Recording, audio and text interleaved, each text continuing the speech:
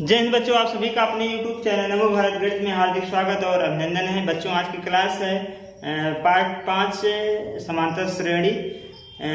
इसके पहले वाले क्लास में जो है इसका परिचय और जो है प्रश्नावली 5.1 का उदाहरण बता दिए थे। तो आज की क्लास में शुरू करते हैं प्रश्नावली 5.1 का क्वेश्चन नंबर 1 से। तो चलिए आज की क्लास शुरू करते हैं। तो बच्चों, ये क्वेश्चन नंबर 1 है प्रश्नावली 5.1 का। इसमें क्या कह रहा है कि प्रत्येक स्थितियों में से किन स्थितियों में संबद्ध संख्याओं की सूची समांतर श्रेणी में है और क्यों। ये जो आपको सवाल दिया है, 2 पार्ट हमने लिखा है, अभी 2 पार्ट इसमें और है। तो इसमें क्या बताना है कि जो सवाल आपको दे रखा है उसमें ये बताना है कि यह समांतर श्रेणी के रूप में है या नहीं। अगर है तो क्यों है, अगर नहीं है तो उसका कारण क्या है वो भी बतानी है। पूछ रहा है समांतर श्रेणी में है और क्यों, ठीक है, ये कारण बतानी है। तो पहला हमारा सवाल क्या है, कह रहा है टैक्सी किराया प्रत्येक किलोमीटर के बाद बदल जाता है। टैक्सी किराया है हर किलोमीटर के बाद वो बदल जाता है। प्रथम किलोमीटर के लिए किराया 15 रुपया है और तथा अगले प्रत्येक किलोमीटर के लिए किराया 8 रुपया अतिरिक्त है। हर किलोमीटर पे किराया बदल रहा है और जैसे ही 1 किलोमीटर तय करते हैं 8 रुपया अतिरिक्त देना पड़ता है। तो इसके लिए इस सवाल पर आधारित हम एक एपी बना लेते हैं, मतलब समांतर श्रेणी बना लेते हैं। चलिए देखिए कैसे हल करते हैं। सबसे पहले हम देखते हैं कि ये जो हमारा है प्रथम किलोमीटर के लिए किराया 15 रुपया है। प्रथम किलोमीटर जाने के लिए किराया 15 रुपया है और अगले प्रत्येक किलोमीटर के लिए किराया 8 रुपया है।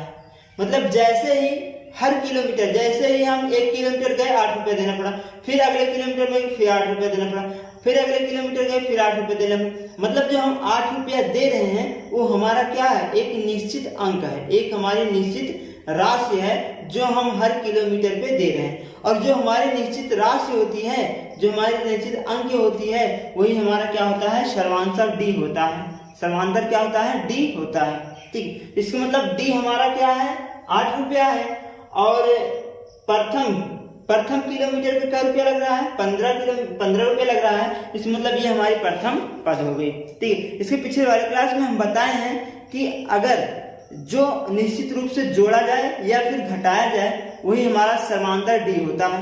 तो यहाँ पर 8 क्या हो रहा है, निश्चित रूप से जुड़ रहा है और प्रथम किलोमीटर क्या है, 15 रुपया है। इसका मतलब ये हमारा प्रथम पद है। तो प्रथम पद हमारा क्या है, 15 रुपया है और समांतर क्या है, डी है, अतिरिक्त रुपया लग रहा है, ठीक है। तो प्रथम किलोमीटर का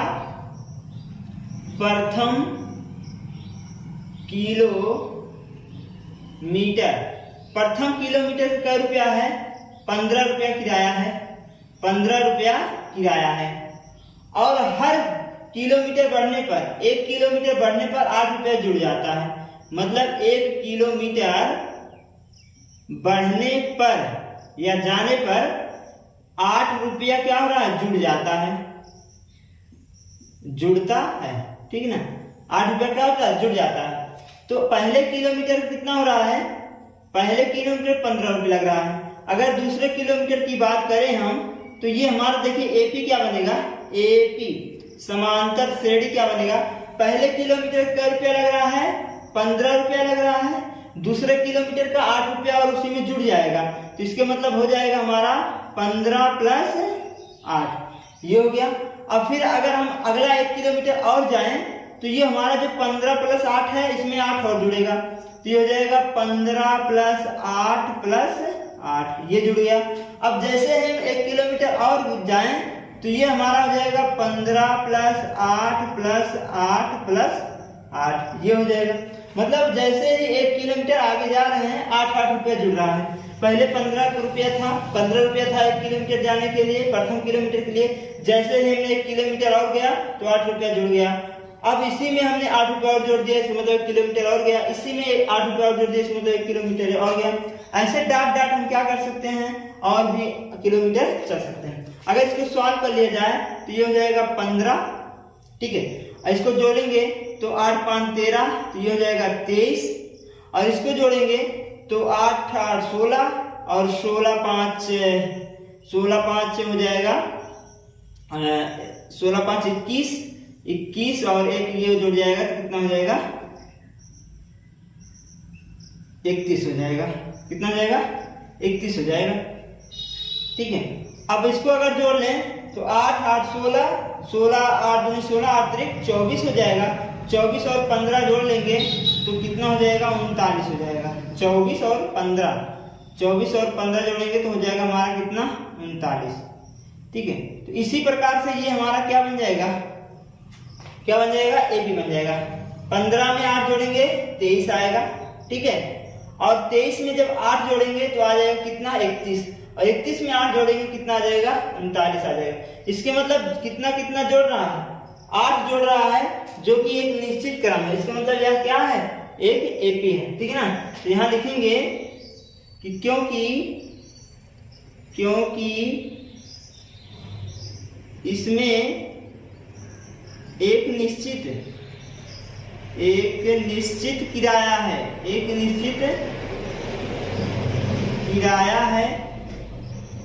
अतः यह एपी में मतलब समांतर श्रेणी में होगा। यह क्या होगा एपी में होगा, और ये हमारा समांतर श्रेणी हो जाएगा।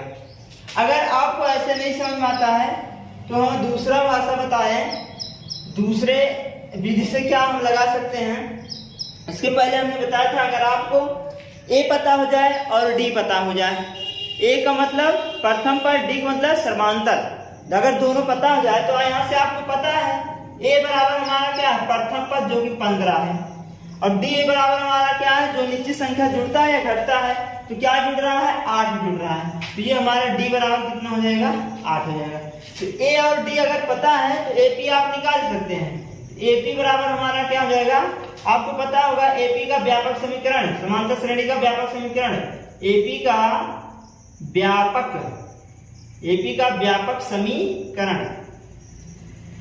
व्यापक समीकरण आपको पता है क्या होता है, पता है ना क्या होता है ए प्लस डी, ए प्लस 2d, ए प्लस 3d और ए प्लस 4d, और ऐसे डॉट डॉट डॉट लिख सकते हैं। अब यहाँ हमारा जो एपी अपने आप से प्राप्त हो जाएगा। ए की मान कितना है 15, यहाँ रखेंगे हो जाएगा ए प्लस 15, सॉरी ए की मान कितना है 15 और डी की मान कितना है 8, यहाँ रखेंगे तो हो जाएगा 15 प्लस 2 गुणे 8, यहाँ रखेंगे 15 प्लस 3 गुणे 8, यहाँ जब रखेंगे तो हो जाएगा 15 प्लस 4 गुणे 8। हमने ए और डी का मान रखा है डॉट डॉट डॉट। इसको अगर सॉल्व कर दें तो हो जाएगा 15, और इसको जब जोड़ देंगे तो ये हो जाएगा 8 5 13, कितना हो जाएगा 23 हो जाएगा। और इसको हम जब जोड़ेंगे 8 दूनी 16, और 16 और 15 कितना होता है 31 होता है। इसको जब जोड़ेंगे यहाँ 8 है, 8 3 24, 24 और 15 तो कितना हो जाएगा 39 आ जाएगा। और इसमें जब जोड़ेंगे 8 4 32, 32 में 15 जोड़ देंगे तो 32 में 15 जोड़ेंगे 8 8 16 17 17 47 हो जाएगा। कितना हो जाएगा 47 डाटा। ये हमारा क्या बन जाएगा एपी बन जाएगा। ये हमारा क्या बन जाएगा एपी बन जाएगा। ठीक है, तो ये हमारा क्या हो जाएगा इस प्रकार से। ये हमारा पहला नियम है, हम इस प्रकार से भी हल सकते हैं और दूसरा हम इस प्रकार से भी हल कर सकते हैं। ठीक है ना, तो ये हमारा दोनों तरीका था लगाने का, चाहे आप इस तरीके से लगाइए चाहे इस तरीके से लगाइए। अब देखिए दूसरे पार्ट में क्या बोलता है।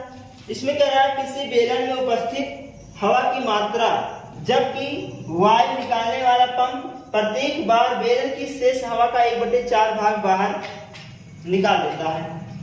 अब इस कंडीशन पे, इस आधार पर हम कैसे एपी बनाएंगे, हमारा एपी होगा कि नहीं होगा, चलिए देख लेते हैं। सबसे पहले यहाँ दिया है बेलन किसी बेलन में उपस्थित हवा की मात्रा। अगर बेलन में हवा भरा है इसका मतलब वो आयतन है। बेलन की क्या है आयतन है। तो हम मान लेते हैं कि माना बेलन की आयतन, माना बेलन की आयतन भी है। ठीक है, हमने मान लिया कि बेलन का आयतन भी मीटर क्यूब या चाहे मान लीजिए तो हमने मान लिया है, क्या माना है कि बेलन का आयतन क्या है, v है। अब देखिएगा अगर इसका एपी बनाया जाए तो देखा जाए कि पहले स्थिति में आयतन क्या था, v था। पहले स्थिति में आयतन क्या था, v था। अब दूसरे स्थिति में क्या कह रहा है कि जो है वायु निकालने वाला पंप जो है प्रत्येक बार बेलन की शेष हवा का 1/4 भाग बाहर निकालता है। जो पहले बेलन का आयतन था उसी का 1/4 भाग बाहर निकाल रहा है। तो पहले आयतन क्या था, v था। अब क्या हो जाएगा, v माइनस v का 1/4 भाग। v में से निकलेगा, आयतन क्या था पहले का, v हमने माना था, v में से v का 1/4 भाग बाहर निकल गया। ये तो हो गया पहली स्थिति।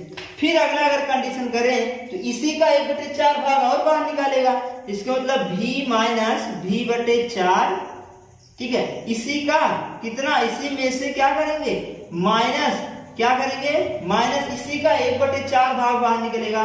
तो v माइनस v का 1/4 भाग, ये भी क्या हो जाएगा, बाहर निकल जाएगा, ठीक है। और वो भी किसमें, गुणे 1/4 के रूप में, क्योंकि 1/4 भाग बाहर निकल रहा है तो इसका 1/4 भाग। इस प्रकार से हम क्या कर सकते हैं, आगे भी ऐसे बढ़ा सकते हैं। क्लियर। अब यहां से देख लो थोड़ा, इसको अगर हम सॉल्व कर दें तो ये हो जाएगा v। इसको अगर सॉल्व करें, इसका बटा 1 कर दें तो ये हमारा हो जाएगा 3v/4, ठीक है। 3v/ कितना हो जाएगा, 4 हो जाएगा। अगर इसको हम सॉल्व करें तो ये हमारा क्या बनता है कि अभी इसको सॉल्व किए थे तो आया था 3/4v, और इसको अगर हम सॉल्व करें तो ये हो जाएगा 3/4v और गुणे 1/4 और ये हो जाएगा डॉट। अगर इसको आप सॉल्व करें तो हो जाएगा v और 3/4v, और इसको अगर सॉल्व कर लिया जाए तो 4 चौक 16, एलसीएम कितना होगा हमारा, 16 हो जाएगा। एलसीएम हमारा कितना हो जाएगा, 16 हो जाएगा। और 4 का अगर हम भाग करें 4 चौक 16 तो 4 के 12 हो जाएगा यहाँ पर। तो ये जाएगा हमारा 12v और ये हो जाएगा -3v, इतने का v, ठीक है। ये हमारा कितना हो जाएगा, 3v, ठीक है। 4 चौक 16, 16 में 16 भाग करेंगे एक बार जाएगा तो जाएगा कितना, 3v। अब घटा लेते हैं इसको ऐसे डॉट डॉट डॉट डॉट। आगे अगर देखा जाए तो ये हमारा बन जाएगा v कामा 3/4v और कामा ये हो जाएगा 9v/16, 9v/16 हो जाएगा। ये इस प्रकार से ये हमारा एपी बन रहा है, ठीक है। क्या क्या बन रहा है, v कामा 3/4v कामा 9/16v। इस रूप से हमारा ये क्या बन रहा है, एपी बना। अब देख लीजिए क्या इसमें निश्चित संख्या जुड़े हैं। अगर निश्चित संख्या जुड़े हैं तो हमारा एपी है। अगर निश्चित संख्या नहीं जुड़ा है मतलब सर्वांशा अगर सेम है तो निश्चित संख्या मतलब एपी में होगा ही हमारा जो सीरीज है, नहीं तो नहीं होगा, ठीक है। तो यहाँ से चलिए देख लेते हैं। अगर यहाँ से चेक किया जाए डी का मान अगर निकाला जाए तो क्या करते हैं, पहले में से दूसरे वाले घटा दीजिए। तो 3/4 में से हम किसको घटाएंगे, v को घटाएंगे। तो हमारा क्या आ जाएगा, यहाँ से इसका बटा 1 कर लेते हैं तो ये हो जाएगा 4 एलसीएम हो जाएगा। तो 3v -4v, इसका मतलब हो जाएगा -v कितना आ जाएगा, 4 आ जाएगा। अब हम क्या करते हैं, अगला कंडीशन निकालते हैं। यहाँ से इसको घटाते हैं, -16v में से 3/4v को घटा लेते हैं तो ये हो जाएगा हमारा 16 एलसीएम हो जाएगा। 16 क्या हो जाएगा, एलसीएम हो जाएगा हमारा। तो ये हो जाएगा 16 × 16 9v हो गया और ये 4 चौक 16 माइनस 4 चौक 16 4 3 12 भी हो गया। अगर इसको अब हम घटाएं तो 9 में से 12 को अगर घटा 12 में से 9 को घटा दें तो हो जाता हमारा कितना 3 भी और बटे कितना हो जाएगा 16, वो भी माइनस में, ठीक है। अगर हम 3 से काटे ये तो हमारा तो कट नहीं रहा है, कट रहा नहीं कट रहा ना। इसका मतलब ये हमारा डी का मान कितना आया, -v/4 आया था और यहाँ डी का मान कितना आ गया -3v/16। डी का मान समान नहीं है, डी का मान क्या है, समान नहीं है। तो यहाँ लिख देंगे कि सर्वांशा सर्वांतर d का मान समान न होने के कारण यह AP में नहीं है। इस प्रकार से हम इसको निकाल सकते हैं। ठीक है, तो एक बार इसको दोबारा समझ लेते हैं। जैसे कह रहा है किसी बेलन में उपस्थित हवा की मात्रा जबकि वायु निकालने वाला पंप प्रत्येक बार शेष हवा का 1/4 भाग निकालता है। मतलब अगर कोई बेलन है उसमें भी बराबर आयतन भरा हुआ है, हवा भरा हुआ है, तो हर बार कह रहा है 1/4 भाग बाहर निकाल रहा है, उसी का 1/4 भाग बाहर निकाल रहा है। तो हमने मान लिया कि मानव बेलन का आयतन भी है, तो क्या किया, भी का हमने 1/4 भाग बाहर निकाला। पहले आयतन भी था, ये तो प्रथम पद हो गया, तो भी का भी बटे 1/4। देखिए भी में से हम क्या करेंगे, भी का 1/4 घटाएंगे, मतलब आयतन का 1/4 घटाएंगे, तो भी माइनस भी गुणे 1/4। फिर इसी का हमने 1/4 कर दिया यहाँ से। ठीक है ना, इस प्रकार से तो जब हमने हल किया तो आया क्या, यहाँ पर इस प्रकार से हमारा AP बन गया। ठीक है ना, तो ये हमारा AP है कि नहीं, इसको हम चेक करने के लिए D को निकाला।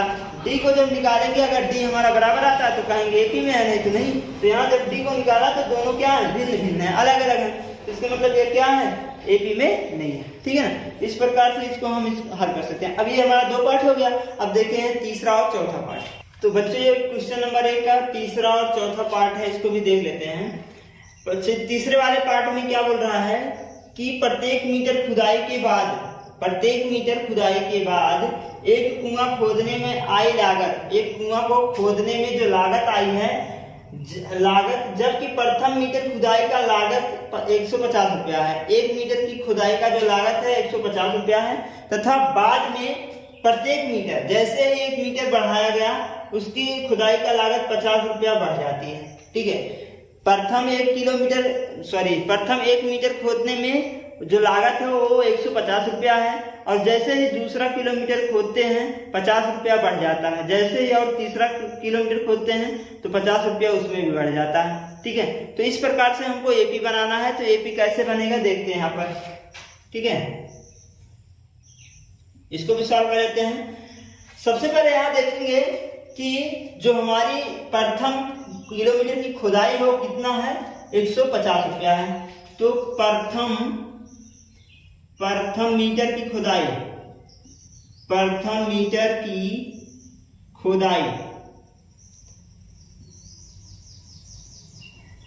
जो प्रथम किलोमीटर की खुदाई है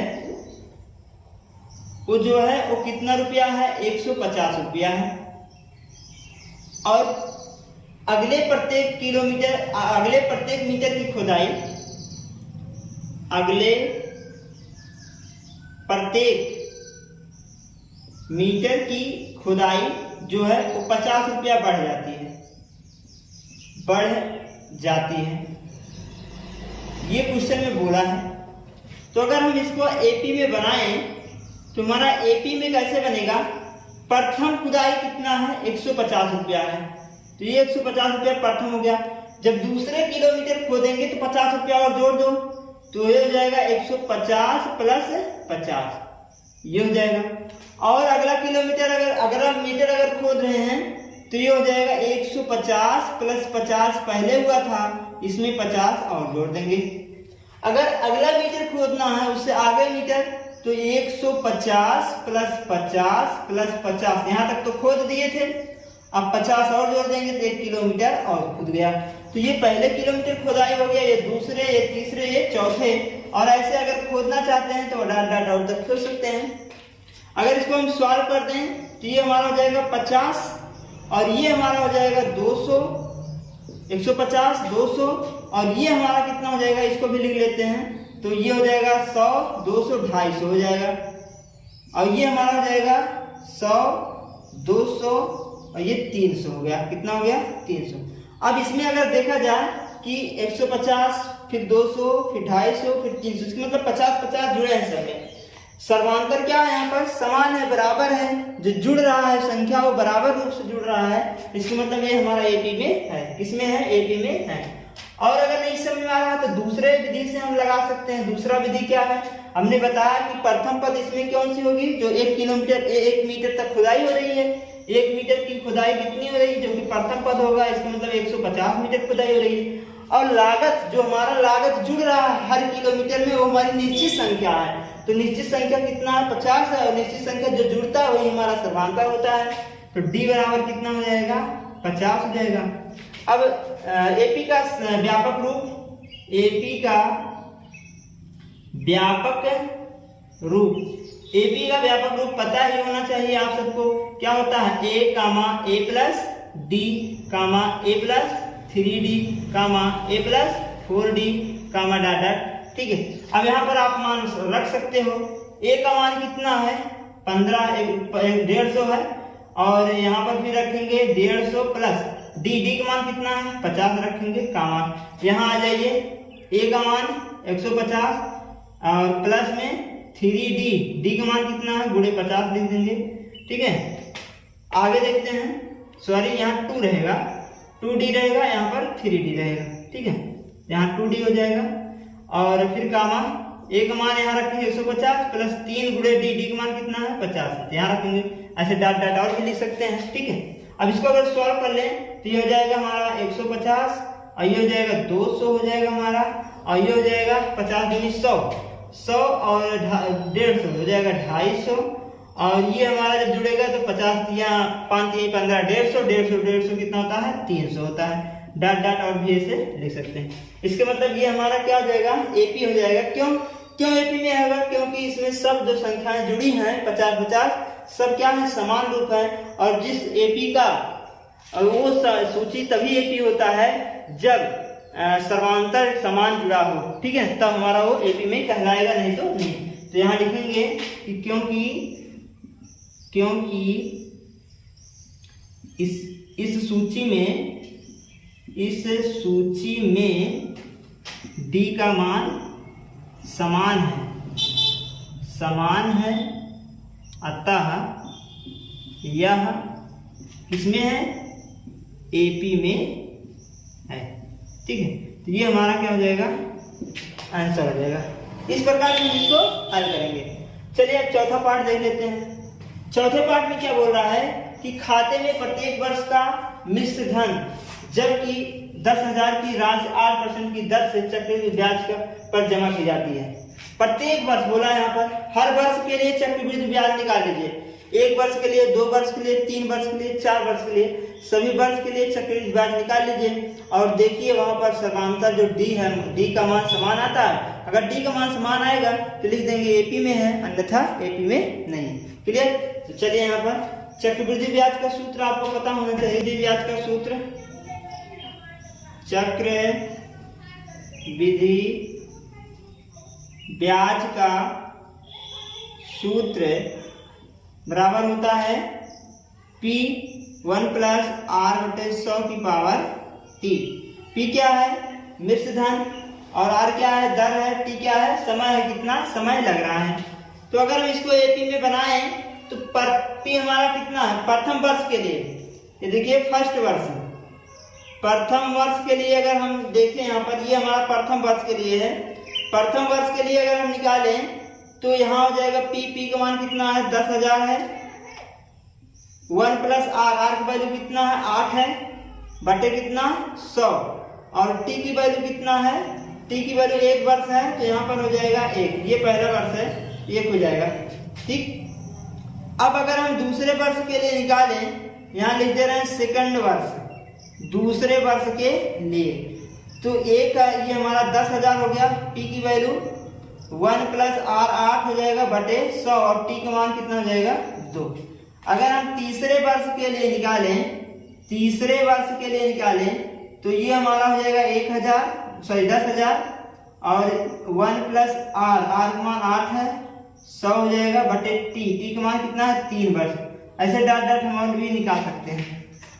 ठीक है, अब यहाँ पर देखिए ये 1 वर्ष है, ये 2 वर्ष है, ये 3 वर्ष है। अगर इसको सॉल्व कर लें और इसको भी सॉल्व कर लें और इसको भी सॉल्व कर लें और इन तीनों कंडीशन से हम डी का मान निकालें तो हमारा डी का मान क्या होगा, बराबर नहीं आएगा। सभी में डी का मान क्या होगा, बराबर नहीं आएगा। सब में एक निश्चित संख्या नहीं जुड़ी है, तो अगर निश्चित संख्या नहीं जुड़ी है तो हम क्या कर सकते हैं कि ये कह सकते हैं कि यह क्या है, एपी में नहीं है। ठीक है, यहाँ लिखेंगे, हम डायरेक्ट लिख रहे हैं, ज्यादा सॉल्व करने की जरूरत नहीं है। यहाँ लिख देंगे क्योंकि इस सूची में सर्वांतर डी का मान समान नहीं है, अतः यह एपी में नहीं है। ठीक, ये हमारा हो जाएगा आंसर। क्लियर? तो ये था प्रश्न 5.1 का क्वेश्चन नंबर 1, जिसमें 4 पार्ट थे, चारों पार्ट हमने करा दिया है। अब देखते हैं क्वेश्चन नंबर 2। तो बच्चों ये क्वेश्चन नंबर 2 है। इसमें क्या कह रहा है कि दी गई समांतर श्रेणी के प्रथम 4 पद लिखिए।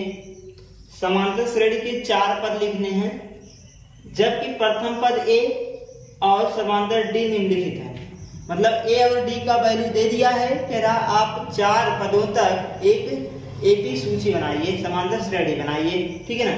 तो चलिए पहला सवाल देखते हैं। इसमें हमने 3 सवाल यहाँ पर लिख दिया है, 5 सवाल है, 5 क्वेश्चन है, 5 पार्ट है। तो 2 पार्ट अभी बाद में बता देते हैं, इसको पहले कर लेते हैं।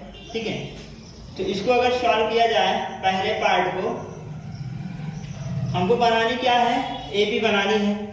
तो प्रथम पद और डी दे दिया है, बनाना क्या है, एपी बनाना है। 2 कंडीशन हमने बताया है, चाहे तो पहला कंडीशन आप अपला सकते हैं। पहला क्या था कि आप एपी का व्यापक रूप ले लीजिए। एपी का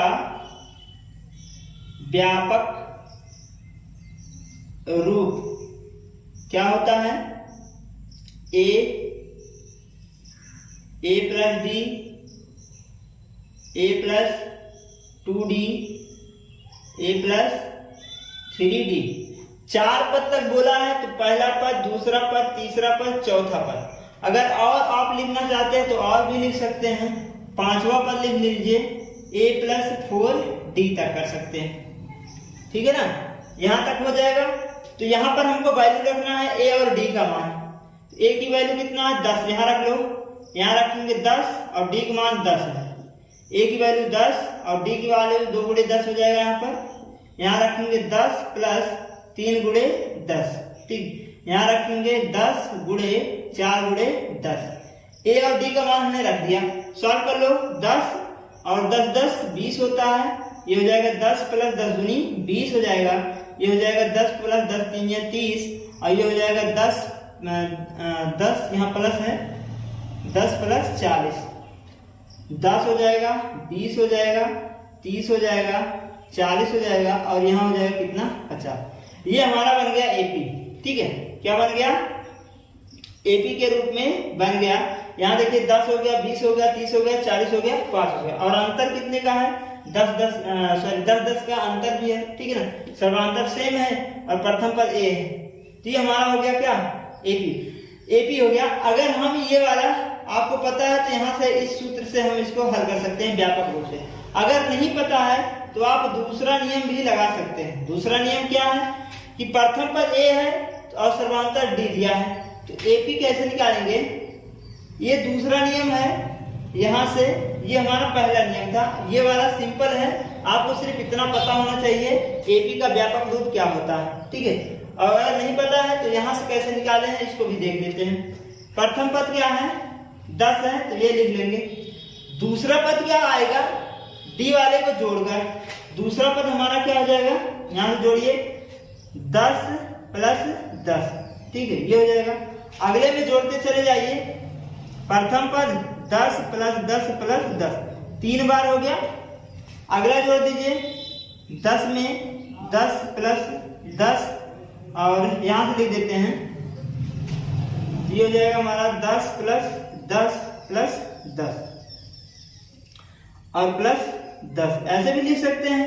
और इसको जब सॉल्व करेंगे तो जाएगा 10 20 30 हो जाएगा, 40 हो जाएगा, और आगे हल करेंगे तो कितना हो जाएगा, 50 आएगा। मतलब ए वाले में डी को जोड़ते चले जाएंगे, हर बार जोड़ते चले जाएंगे तो हमारा क्या हो जाएगा, एपी में आ जाएगा। ठीक है, तो इसको हम इस प्रकार से हल करेंगे। बेहतर होगा आप ये वाला जानिए, ये वाला बहुत ही अच्छे है। ठीक है, चलिए अगला देखते हैं। दूसरा है, दूसरा पार्ट कैसे लगाएंगे, दूसरा वाला देख लेते हैं। अब इसमें भी वही कंडीशन है, आपको ए पता है, डी पता है, समांतर निकाल लीजिए व्यापक रूप लगाकर। एपी का व्यापक रूप, एपी का व्यापक रूप, एपी का व्यापक रूप क्या होता है पता होगा, लिख लेते हैं। ए कामा ए प्लस डी कामा ए प्लस 2d कामा ए प्लस 3d कामा ए प्लस 4d, यही तो होता है। अब यहाँ मान रखते जाओ, ए की वैल्यू कितना -2, यहाँ रखो ए की वैल्यू कितना -2 प्लस डी का मान 0 है, -2 प्लस 2 गुणे 0 कामा -2 गुणे 3 गुणे 0 कामा -2 गुणे 4 गुणे 0, यहाँ रखेंगे 0। ए और डी का मान हमने रखते हुए गए हैं और कुछ करना नहीं है। ठीक है, अब यहाँ से देखिए -2 हो जाएगा, 2 में 2 जोड़ेंगे तो कितना आएगा, -2 आएगा। क्लियर, -2 में 0 जोड़ेंगे कितना आएगा, -2 आएगा। अब इसमें अगर हम 2 जोड़ दें तो 2 में 0 से गुणा करेंगे कितना आएगा, 0 आ जाएगा, इसका मतलब -2 ये भी आया। यहाँ पे 0 गुणा करेंगे तो कितना हो जाएगा, ये हमारा 0 बन जाएगा, ये आएगा -2। 0 में 4 से गुणा करेंगे 0 आ जाएगा, ये भी -2 आ गया। तो ये हमारा हो गया एपी। एपी में कैसे आया, -2 -2 -2, इसका मतलब कितना जुड़ा है, 0 0 जुड़ा होगा। ठीक है, ये भी हमारा क्या है, एपी है। तो इस प्रकार से हो जाएगा। अगर ये वाला बात नहीं समझ में आती है, ये वाला व्यापक रूप वाला, तो आप एक काम करिए, हर ए वाले संख्या में डी वाले को जोड़ते चले जाइए। तो इसको हम कैसे लिखेंगे, एपी बराबर, दूसरे नियम से बता रहे हैं, प्रथम पद एक बार लिख लीजिए और दूसरी बार डी को जोड़ते चले जाइए। इसमें क्या जोड़ेंगे, दूसरी बार क्या लिखेंगे, -2 प्लस 0 जोड़ देंगे, जुड़ गया। ठीक है, अब अगली कंडीशन में वही करेंगे, फिर -2 और ये हमारा कितना आया था, इसको सॉल्व करने पर देखिए इसको जो सॉल्व करेंगे आएगा कितना, -2 में फिर क्या जोड़ेंगे, 0 जोड़ेंगे। ठीक है, अब यहाँ पर फिर अगला कंडीशन क्या है, ये हमको सॉल्व करना है, सॉल्व करेंगे -2 आएगा और -2 में फिर डी वाला जोड़ देंगे तो -2 प्लस 0। ठीक है, तो इसको भी ऐसे हल करते जाएंगे तो आएगा हमारा क्या, -2 -2 और -2। तो ये हमारा क्या हो जाएगा, आंसर हो जाएगा। ठीक, बेहतर होगा आप इस तरीके से लगाएंगे तो आपको बहुत ही अच्छा रहेगा। ठीक है, तो अगला देखते हैं क्वेश्चन नंबर 3, तीसरा पार्ट देखते हैं। ए की वैल्यू दिया है, डी की वैल्यू दिया है, यहां भी एपी निकाल लीजिए, एपी निकाल लीजिए। तो एपी का व्यापक रूप, एपी का व्यापक रूप, एपी का व्यापक रूप क्या होता है, ए प्लस बी, ए प्लस 3d, ए प्लस 4d, यही तो होता है। अब मान रखते चले जाओ, ए की वैल्यू कितना है, 4 है, तो 4 कामा ए की वैल्यू कितना है, 4 प्लस डी का मान कितना है, -3 है, तो यहाँ रखेंगे -3।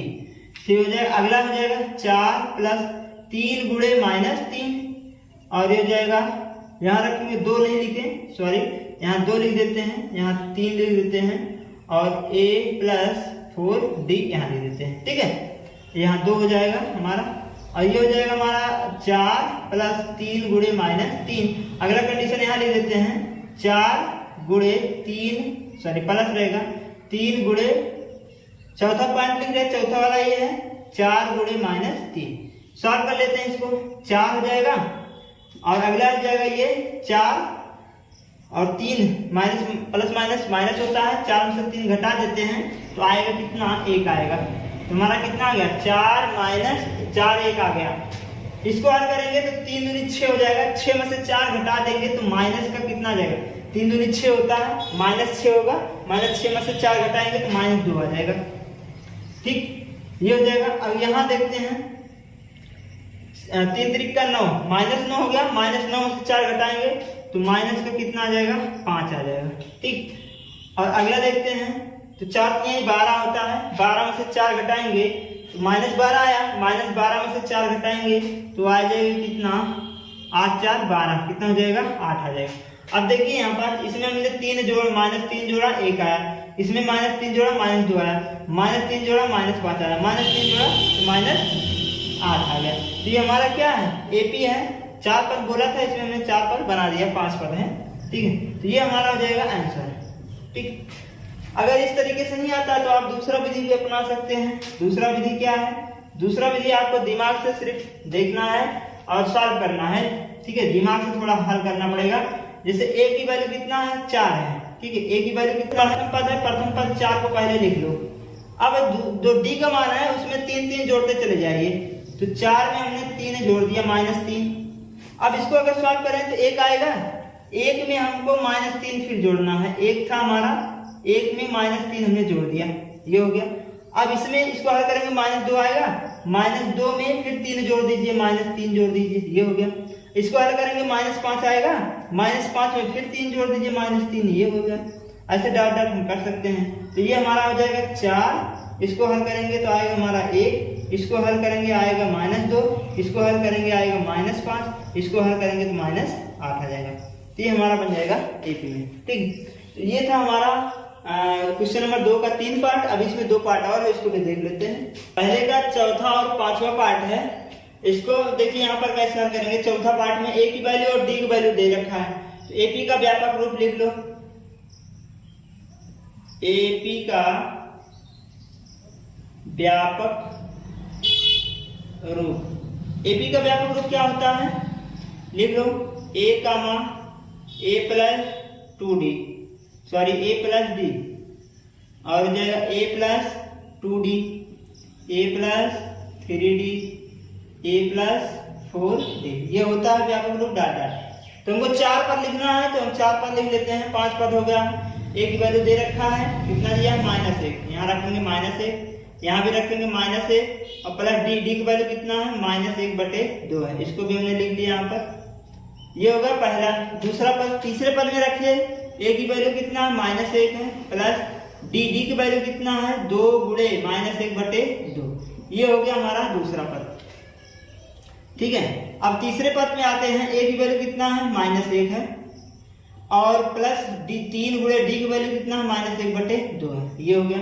अब आ गया है a की वैल्यू कितना है, -1 है, यहाँ रखेंगे -1, और प्लस 4 गुणे डी, डी की वैल्यू कितना, -1/2 है, यहाँ हमने रख दिया डॉट डॉट, ठीक। प्रथम, दूसरा, तीसरा, चौथा, 5वां, इतने पद लिख दिए हम ना। तो -1 हो जाएगा।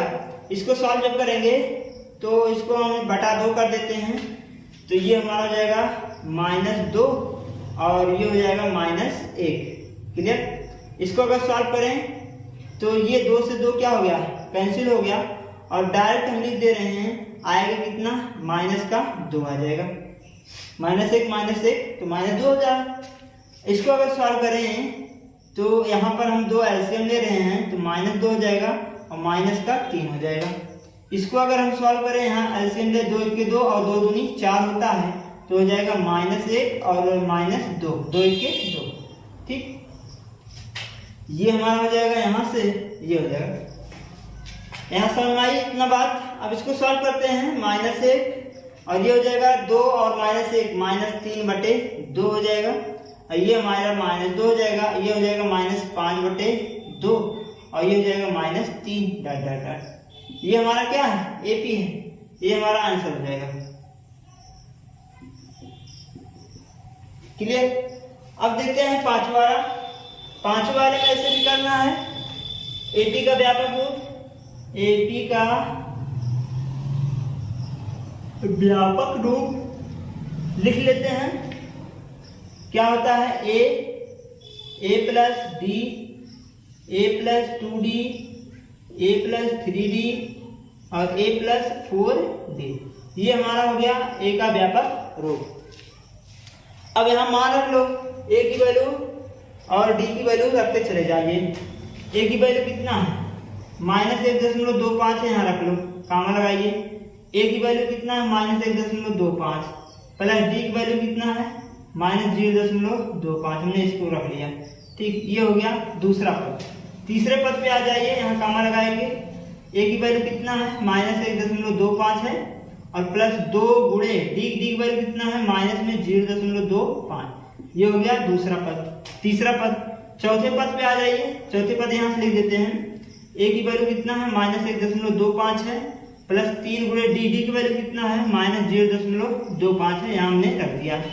और चौथे पांचवें वाले पद पे आ जाते हैं, ए की वैल्यू कितना है -1.25 है, प्लस डी, डी की वैल्यू कितना है 4 गुणे 0.25, वो भी माइनस में।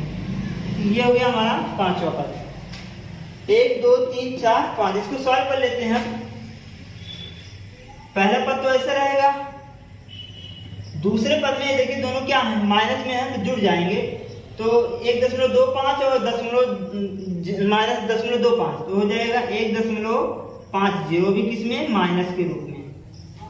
अगला सॉल्व करते हैं, अगला सॉल्व करें इसको तो 25 गुना होता है 50, माइनस का कितना हो जाएगा माइनस का 0.50, 2 से गुणा करेंगे तो आ जाएगा -0.50, और 1.25 में जोड़ दोगे तो माइनस का माइनस में हो जाएगा और हो जाएगा 1.75, जोड़ेंगे तो आएगा।